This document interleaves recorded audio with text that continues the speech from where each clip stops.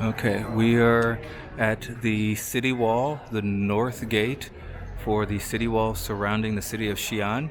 This is the city where the first emperor of China, where he ruled from. This was the site that she said that this was the home, the capital of 13 of the 24 dynasties in the history of the Chinese empires that existed. And this is the city wall in Xi'an, going through the north gate, entering in through the opening of the north gate into what remains of the city wall. I think it's like up to about like 1,380 feet. So yeah, 1,300. Okay, I got it. This city wall. 我数1、2、3啊，3。 Most Americans are most meter. 好，准备啊，准备来，1、2、3，下。对，下腰，往后扬，对，头再扬一点，再扬头，再来一点，再来一点，从 Okay, so this was start built in 1370 and ended in 1378. Okay. So, so you're right, Laura. The 1300s, it's the most familiar Chinese ancient civilization for most of the Western people, either European Americans, because Ming Dynasty, famous for the blue and white base, blue and white ceramics. Ming Dynasty is a Chinese dynasty. Before the Ming Dynasty, it's the Mongolian dynasty.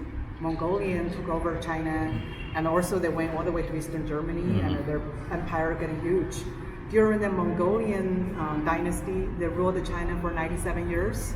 In that about 100 years, there's a one. If he really made his way here to China, maybe if he's a real guy, Marco Polo. Yeah. If he's a real guy. Because some people doubt it, if this is a real guy or not. But from most of the study here, we think Marco Polo, he could get China, of course. Yeah. And so Marco Polo came to China in the time of the Mongolian dynasty, Mongolian Empire. And Marco Polo traveled to China, and then, of course, later he went back, he wrote on his journey, and more Western people, Europeans, got to know this country, mysterious in the East. So they start to came to China by Silk Road. But when they came to China, after decades of the Marco Polo's trip, Mongolian already been kicked out by Chinese, went back to grassland, and then China started the Ming Dynasty. So when more Europeans came to China, got to know this country and the culture and the trade, it's in the Ming Dynasty of China. So this is why I think for most of Europeans and Americans later, Ming Dynasty sounds more familiar because that's the time more Westerners traveled to China and introduced to China to the West. So it's the Ming, like you say, the 1300s, 80s. Yeah, that's when my curriculum ends. So it starts at like the beginning of man. And so we go through time until about 1300. You got it right there. Yes, it's this is the wall. This wall built in the Ming Dynasty. Beijing, you went to the Summer Palace. You went to the Forbidden City. That's all the Ming Dynasty. Because the Ming Dynasty is the second dynasty of China. So Ming Dynasty, then after Ming Dynasty, China got the last dynasty for the Qing by Manchuria.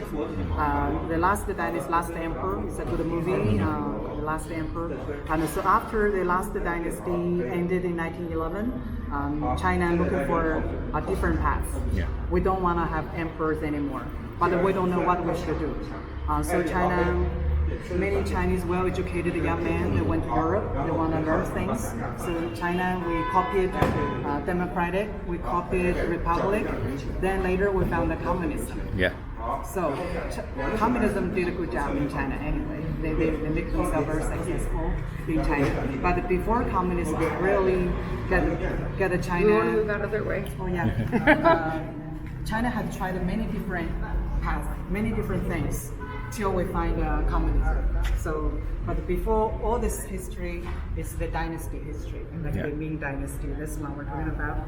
And so, if you're talking about all the 24 dynasties of China, there's so much. We can divide them depends on their art.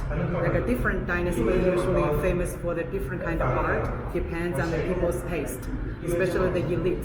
Their group, their taste, and also the technology of each dynasty.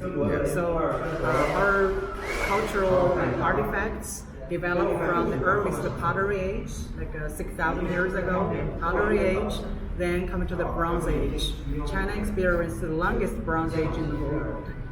Our bronze wares in the whole world, I think is the best. The bronze wares in China experienced like 1,000 years. And later we have the porcelain